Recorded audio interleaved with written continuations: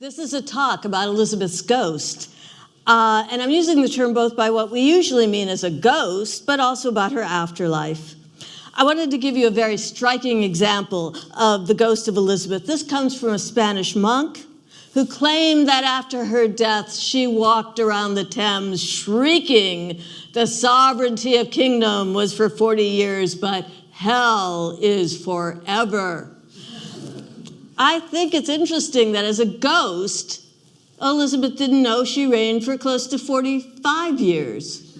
Or we could say the Spanish monk didn't know. So the depiction of Elizabeth, in the conventional sense, was as a Protestant national heroine who either sat in heaven and observed what went on, or came back to comment. This was a way that people used Elizabeth to either condemn the policies of the current monarchs, the Stuarts, or praise a Stuart queen by comparison. Though I'm going to be talking about her ghost, I actually want to start in 1588, when Elizabeth was very much alive and she was facing one of the great crises of her reign, the threatened Spanish invasion. Elizabeth went down to Tilbury, where the troops were gathered, and showed herself as her most martial and patriotic self, and gave a very famous speech to encourage her troops. "I may have the body of a weak and a feeble woman, but I have the heart and stomach of a king, and a king of England too, and think foul scorn that Parma or Spain or any prince of Europe should dare to invade the borders of my realm." In the century that followed, this speech became the touchstone for perceptions of Elizabeth as the great English Protestant queen, standing firm against the foreign Catholic aggressor. In the 17th century, biography of Elizabeth, William Camden, described Elizabeth as the queen, this is again at Tilbury, the queen with a masculine spirit took a view of her army encamped at Tilbury, riding through the ranks of armed men drawn on both sides. Sometimes she had a martial pace. Others, she was gently like a woman. Incredible it was how much she encouraged the hearts of her captains and soldiers. And in fact, indeed, there were many, many soldiers who heard that speech. One of them was a man named Henry Light. He was in his late 50s. He was a captain of a group of men from Somerset, formed to fight the Spanish. When Light was not serving his country, he was a botanist. He translated herbals, and he was an amateur historian. I love the man, and he collected old texts.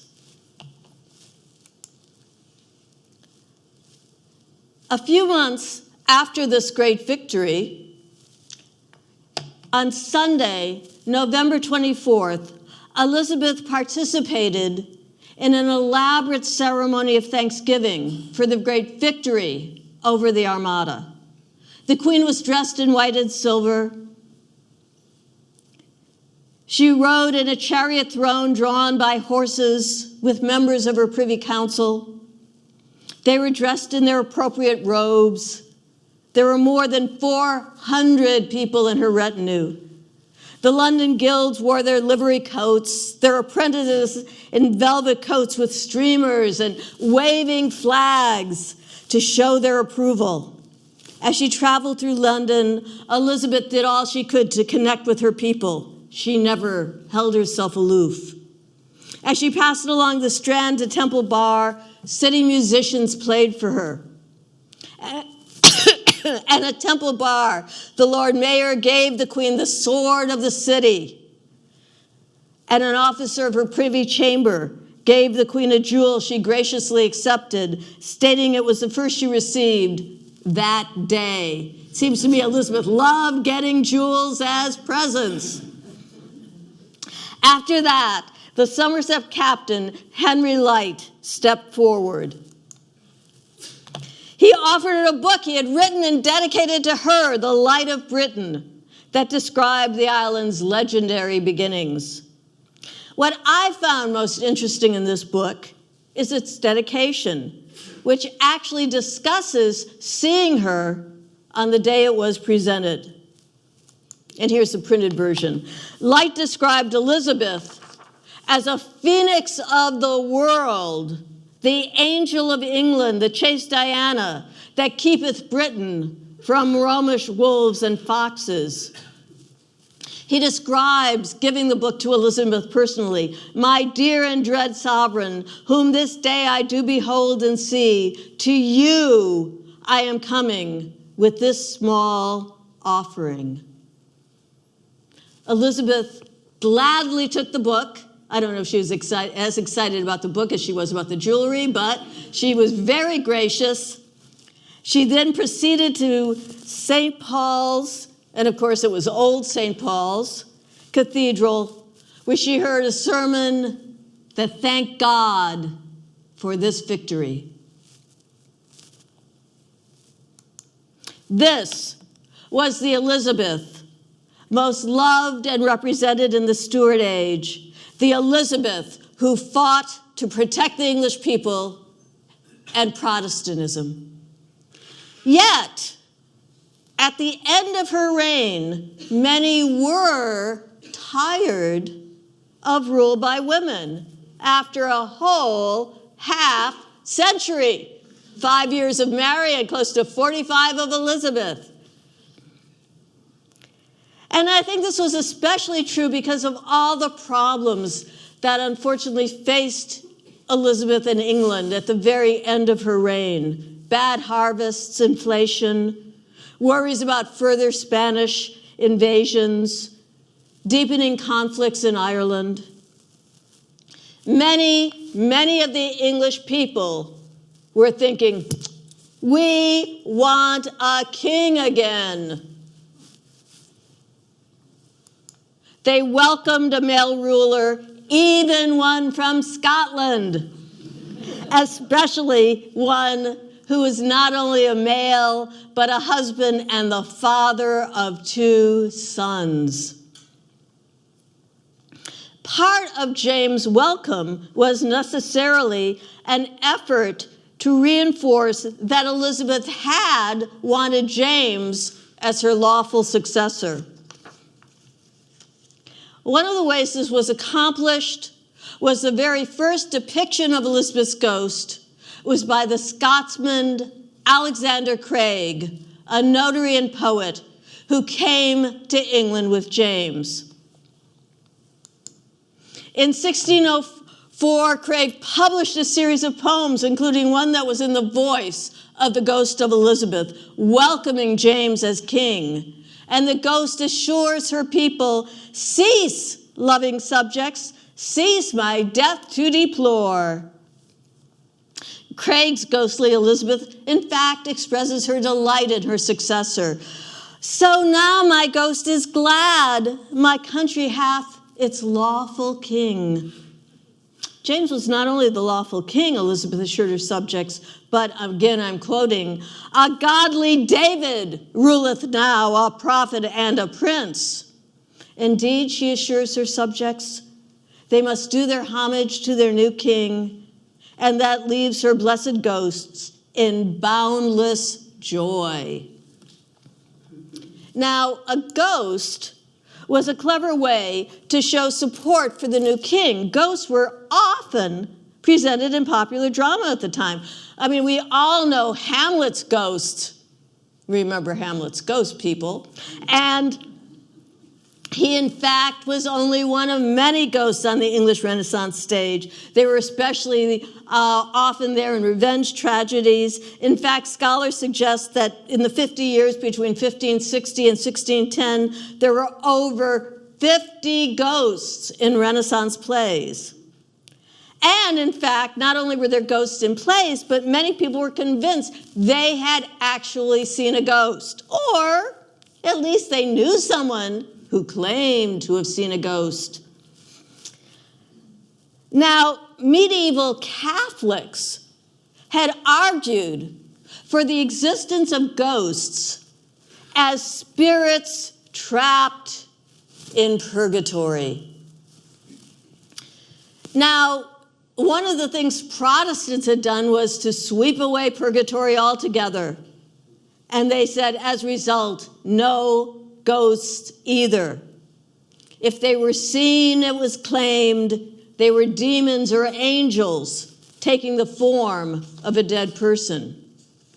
Yet despite that theology, the popular belief in ghosts was still very strong in Protestant England. This is Hampton Court, and that is theoretically the ghost of Henry's fifth wife, Catherine Howard.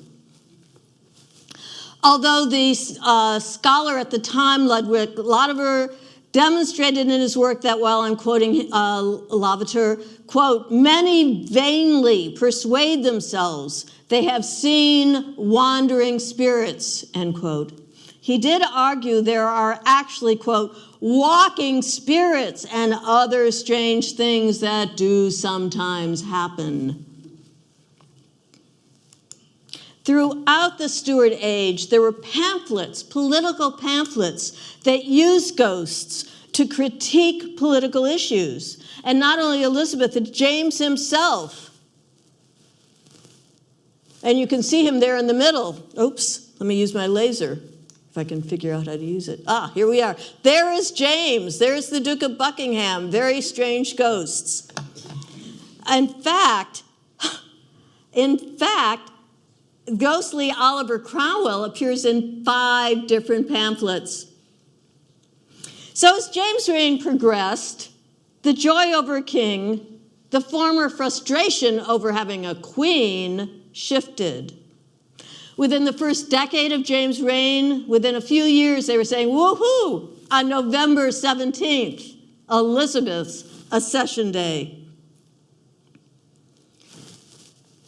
Also, early in James' reign, Londoners could see their dead queen again on stage.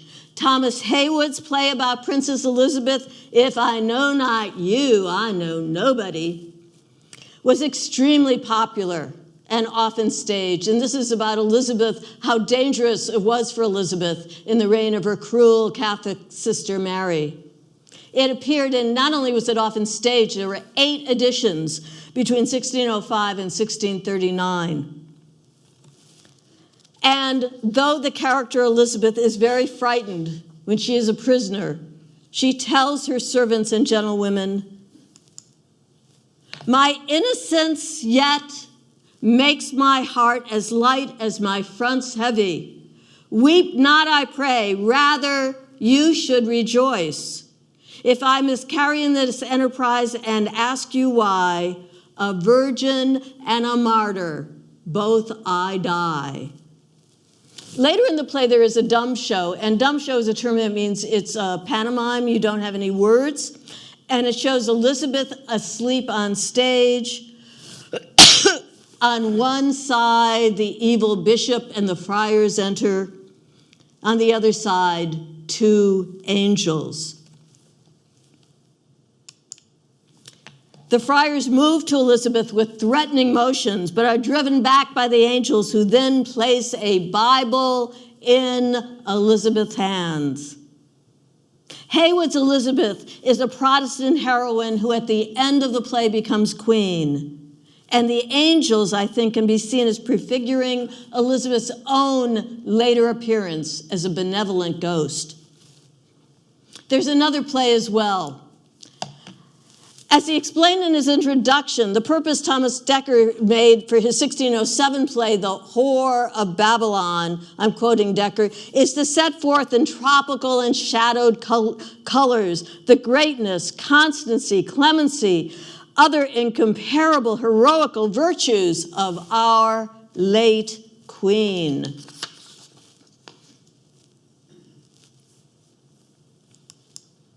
His other motive was to show the inveterate malice, continual bloody stratagems of the Catholic Church, its attempts to take away our princes' lives. And of course, that's a reference to only 2 years before the gunpowder plot, the plan to blow up James and his wife and son and everybody else in Parliament. But I think there was actually more worry and concern thinking about the assassination attempts on Elizabeth. And despite that recent event, the play centers on Elizabeth and the defeat of the Armada, not on King James. The main character is Titania, the fairy queen, whom Dekker says, under whom is figured our late Queen Elizabeth, even more explicitly suggesting a ghostly queen. And as the prologue carefully explains, so winged time that long again flew hence, you must fetch back with all those golden years. He stole, and here imagine still he stands, thrusting his silver lock into your hands. There hold it but 2 hours. It shall from graves raise up the dead. Dekker starts his play with a dumb show that's reminiscent of the one in Heywood. Titania enters, attended by her council. She is met by the representations of time and truth, and they again give her a book that is obviously a Bible. Those around her embrace truth and promise they will defend Elizabeth and the Holy Book. When cardinals and friars enter to harm the Queen, they are driven off by truth and time. The representation of the living Elizabeth on stage after the death of the actual Queen creates a ghost embodied by the boy actor costumed as the Queen. A living version of the effigy that appeared at Elizabeth's funeral. Dekker's reanimation of Elizabeth helps to strengthen the view of Elizabeth, the Protestant Queen. This recreation of Elizabeth, along with changing attitudes and less favor of the Stuart king, transformed Craig's ghostly Elizabeth into a very different ghostly Elizabeth at the end of James' reign. Again, in the same year as the Armada victory, the early modern English merchant John Reynolds was born. His role as a merchant led him to be based in France from about 1619. And as well as being a merchant, his avocation was writing. Reynolds read the minister Thomas Scott's political pamphlets, such as Vox Populi or News from Spain. And Scott's pamphlet pretended to be a report by the Spanish ambassador to Madrid, but it's actually a polemic that is very strongly anti-Catholic and anti-Spanish, very critical of James' pro-peace, pro-Spain policy. Though Scott published this pamphlet anonymously, by early 1621, he was known to be the author and had gone into hiding, and he will eventually emerge in the Netherlands. Well, Reynolds read that pamphlet and said, "Oh, great, I can do it too." So his pamphlet, Vox Populi, or News from Heaven, praised Elizabeth but greatly angered King James. Now, from the very beginning of James' reign, he had been very hostile to the memory of Queen Elizabeth. In fact, in June of 1603, the French ambassador extraordinaire, the Duke of Sully, who had sent there to give his condolences to James over the death of Elizabeth, wrote to his king. He said, "You know, I really was upset. He called me in. He was drinking wine at the time." A lot of people said James really liked his wine. And he went this, now I'm quoting the Duke, he went so far as to say that in Scotland, long before the death of that princess, he had directed her whole council. He had been the one to govern her ministers. He insisted he was better served by them than the Queen when she was alive. Now, by the 1620s, James would certainly not want to know what a pro-Protestant, pro-war, ghostly Elizabeth would say about him. Reynolds created a version of Elizabeth that fitted the Protestant pro-war party. He found a witty, clever way of presenting her. Reynolds' Elizabeth discusses Spain and its relations with England with such other ghosts as her father Henry, her brother Edward, her sister Mary, James I's wife, Anne of Denmark, also now in heaven, and his eldest son, Prince Henry, also now in heaven. James hated the pamphlet. He actually worked with the French government to get Reynolds home and threw him in prison. He was not freed till 1626, the reign of James' son Charles. The pamphlet, however, clearly struck a responsive chord. Just in the first year of its publications, it was republished 5 times. Now, you may wonder, what is Mary doing in heaven, a Protestant in heaven, according to Reynolds? Reynolds explained to Mary that it was, quote, not her Roman merit, but the prayers of Protestants who prayed her into heaven, without explaining why Protestants might want a Catholic queen there. Perhaps he was suggesting they were just so generous of spirit. Reynolds' own reasons, I think, are much more clear-cut. He needed a foil for the Protestants. And Mary, and I'm quoting Reynolds, always loved and preferred Rome and Spain before England.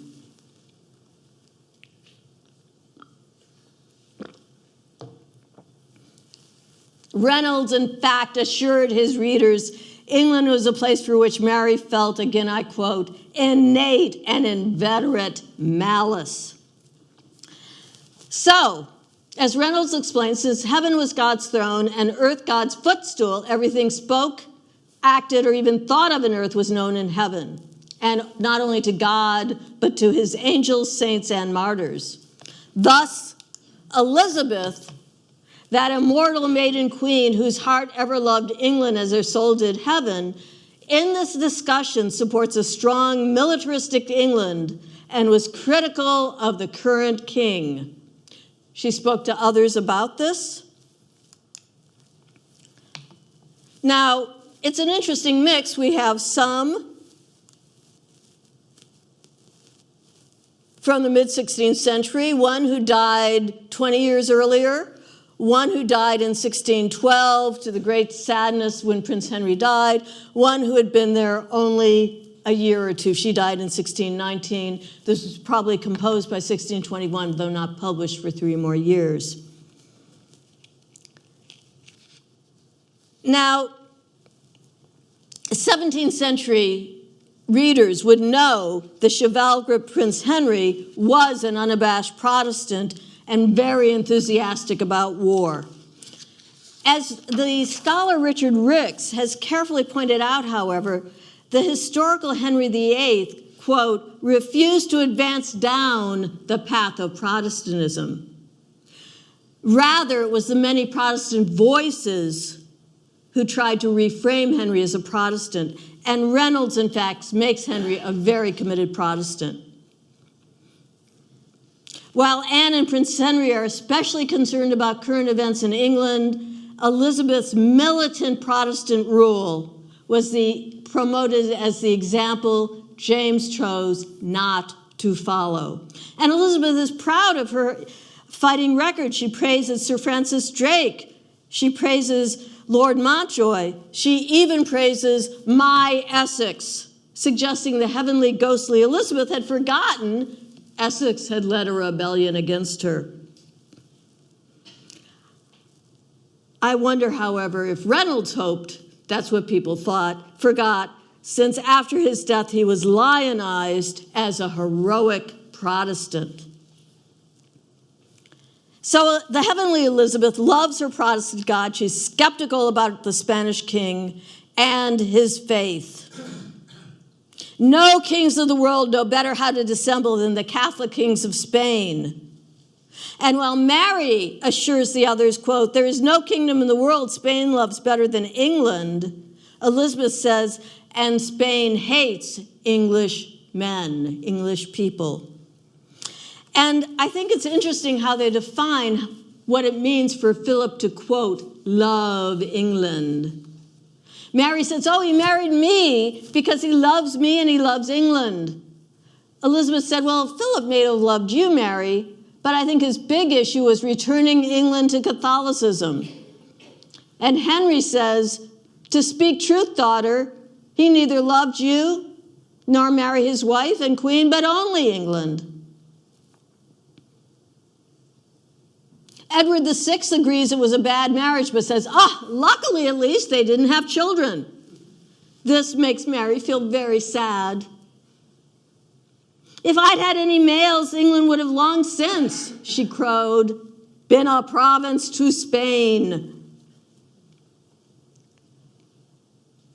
Mary explains, the king of Spain are the most greatest and potent kings of the world, to which Elizabeth responds, no, for I have proved it not so, I found it not so, I left it not so. Now, 1588, there's Philip and Mary. 1588 is the crowning issue of the discussion. And Prince Henry says Philip discovered his love of England in his plan to conquer it. I wonder if Reynolds is thinking of Shakespeare's Henry V courting Princess Catherine after decisively defeating the French at Agincourt. When Henry tells her he loves her and asks if she can love him, she says, is it possible that I love the enemy of France? And Henry says, oh, it's not possible, but I love France so much, I will not part with a village of it. I think, though Henry is theoretically courting Catherine in this scene, she has no choice, and neither would the new subjects have had a choice if Philip had won the Armada. Elizabeth is convinced it was God who saved them. God was so gracious to England and so merciful for me, the winds and waves fought for my defense against the pride and malice of Spain. Prince Henry salutes Elizabeth, saying, Madam, you found war with Spain surer and safer than peace, which is kind of ironic, given the actual Elizabeth, for a range of reasons, was highly uncomfortable with war. The ghostly Elizabeth agrees war is far more safe, far more profitable. And finally, the conversation turns to current events, with Queen Anne wondering why her husband so delights and drowns himself in peace with Spain. And it moves to the current question of, will Charles marry the younger son, now heir, the Spanish princess? For Elizabeth, what is worst about this proposed match is her conviction that the plots against her had been instituted by Philip II, matched by Philip III's plot, blaming him and the Pope for the horrible gunpowder treason that England should have been thrown up, overthrown, and ruined. Although Mary refuses to believe that Spain had a role, she gloats that if the marriage happens, quote, those Protestant heretics of England will sing another tune. Those in heaven are deeply concerned that James values peace and is not supporting the English Navy. He has let those strong ships lie rotting. This is devastating to Elizabeth. Oh, my ships, and says they cannot protect England anymore. And if they can't, then strong men will fall upon the sword. Virgins will be deflowered and murdered. Wives defiled and slain in sight of dying husbands. Young babes will have their brains dashed out in sight of their parents, vividly recalling the St. Bartholomew's Day massacre and also what happened to the martyrs under Mary I. And this is Peregrine Massey, who gave birth during her martyrdom, and then the baby was thrown back in the fire. Elizabeth is convinced they cannot be a match, and the group votes 5-1 against it. Surprisingly, not surprisingly, Mary's the only one in favor. Henry VIII plans to inform God, hoping he will now stop the match. And whatever it was, God or something else, the match did fall apart. Charles instead married the French princess, Henrietta Maria. Reynolds was clearly far more interested in the religious political perspective he was presenting than any historically accurate depiction of the last Tudor queen. And just as Reynolds had the ghostly Elizabeth praise Essex, Thomas Scott in a later pamphlet depicts Essex in heaven supporting Queen Elizabeth.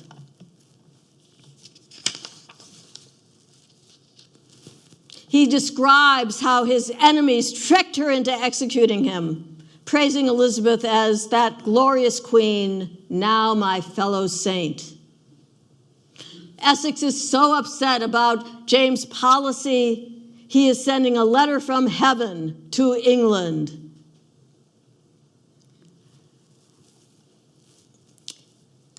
In 1626, the year of his death, Scott also published a similarly themed pamphlet, Sir Walter Raleigh's Ghost, or England's Forerunner, again using Raleigh to talk about the great Elizabeth and the problematic James.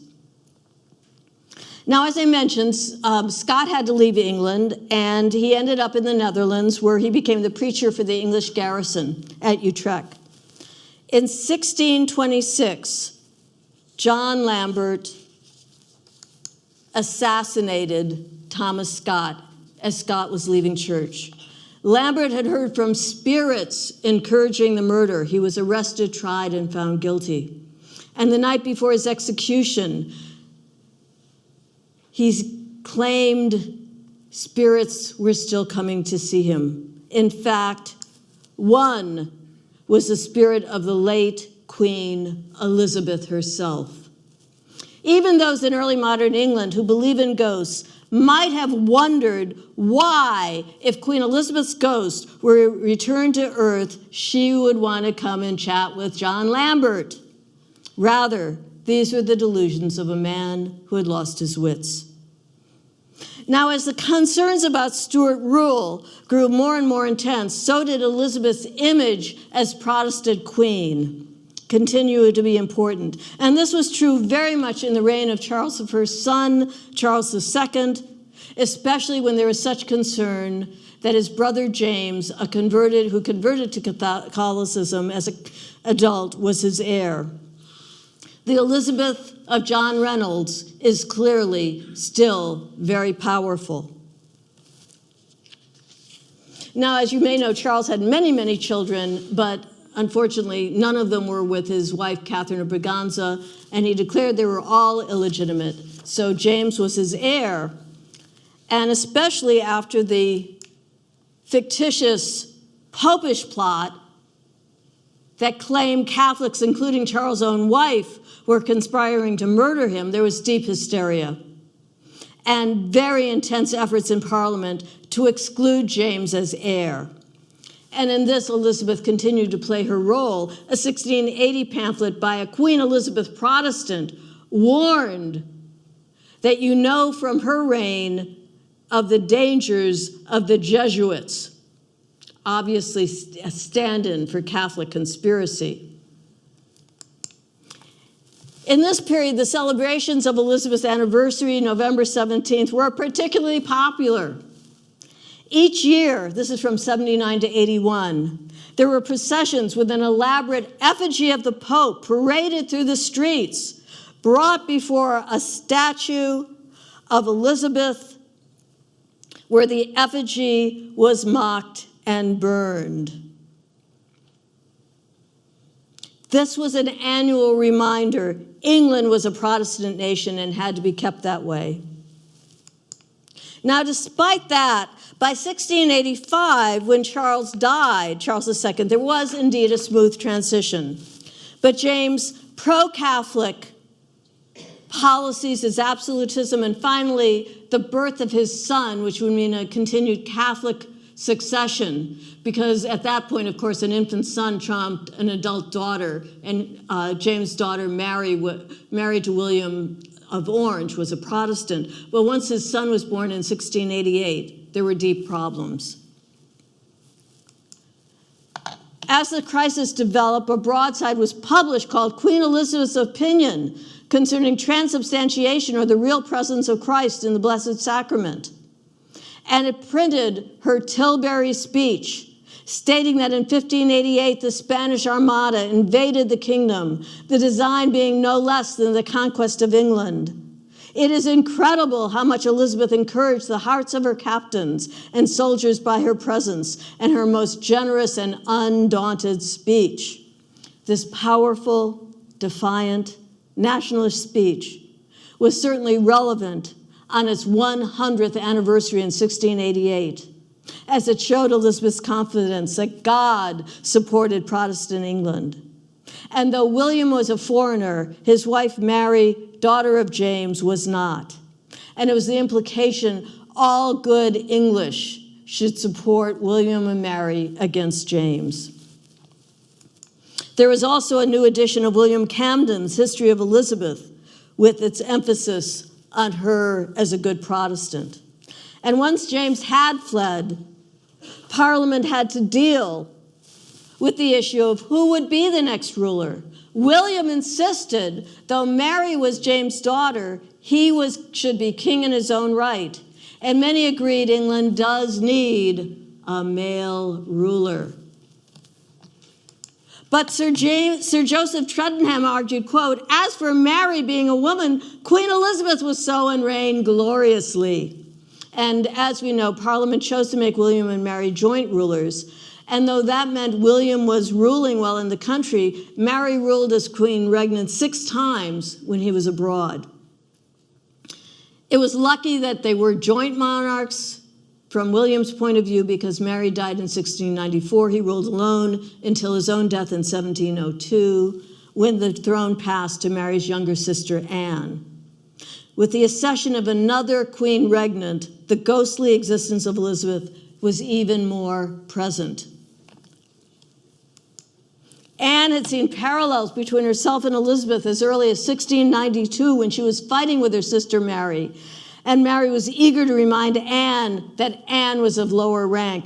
"I know what is due me and expected from you. I am the queen. I expect to be obeyed." This placed Anne in the same position as Elizabeth during Mary I's reign. And Dr. Richard Kingston wrote after visiting Anne that the princess discourses her sufferings, making a parallel between her and Elizabeth.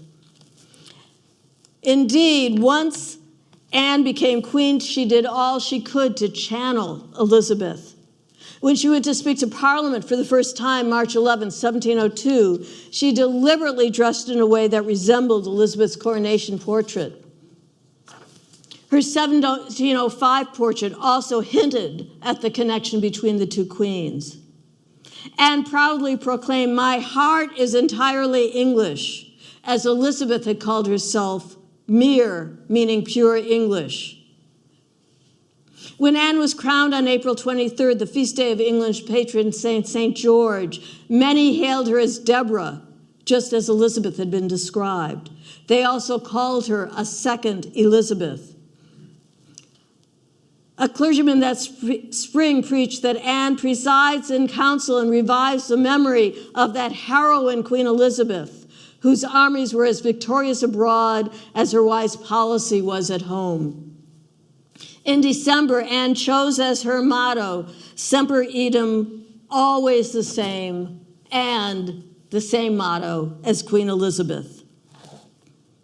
Anne ordered it should be used and remembered as Elizabeth's motto too.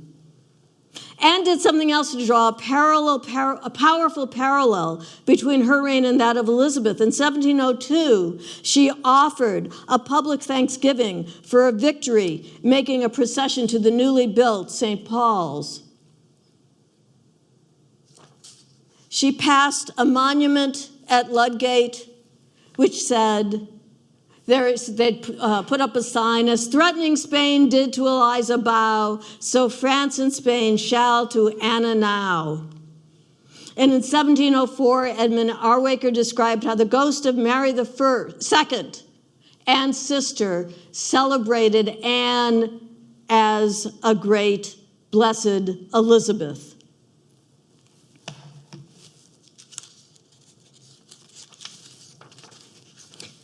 This strongly Protestant militaristic ghost of Elizabeth as parallel to Anne makes one more appearance. In 1706, an anonymous broadside was published, Queen Elizabeth's Ghost, or a Dream. The author describes how he spent the day thinking of great Queen Anne, and that night, I'm quoting him, I fancied Queen Elizabeth, to whose memory I always bore a profound respect, appeared to me and talked very freely with me. She informed the writer how pleased she was that Queen Anne had chosen her motto, and she described Anne as her daughter of fame. After a long conversation, he was awakened. It appeared this broadside, again, used the ghost of Elizabeth to praise Queen Anne by comparing her to the popular earlier queen. Queen Elizabeth had a range of perspectives on Protestantism and England's involvement in continental Europe. There were a number of problems in her reign, especially in the closing decade. And at the time of her death, many welcomed a new male ruler. But Elizabeth in her afterlife in ghostly form was a more militant, martial Protestant used throughout the Stuart age.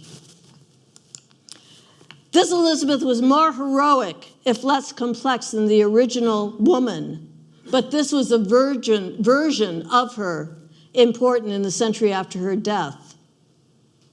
Toward the end of Anne's reign, in January 1713, Anne stated, "We will never lose sight of the example and prudent conduct of our predecessor, Queen Elizabeth." Yet with all the ghostly affinities of Elizabeth throughout the Stuart age, the closest we come to a ghost of Queen Elizabeth is an event that happened at the end of her life while she was still alive, but in her last moments. According to Elizabeth Southwell, writing 4 years after the Queen's death, Lady Elizabeth Guildford was staying in the Privy Chamber with the Queen in those last hours, and the Queen appeared beyond recovery. Seeing her asleep, Lady Guildford walked into some other rooms and then was greatly surprised to see the Queen walking in a room ahead of her.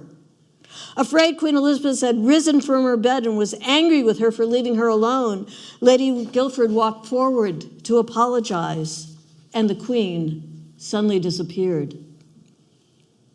Returning to the Privy Chamber, Lady Guildford found the Queen still asleep, in the same position she had been.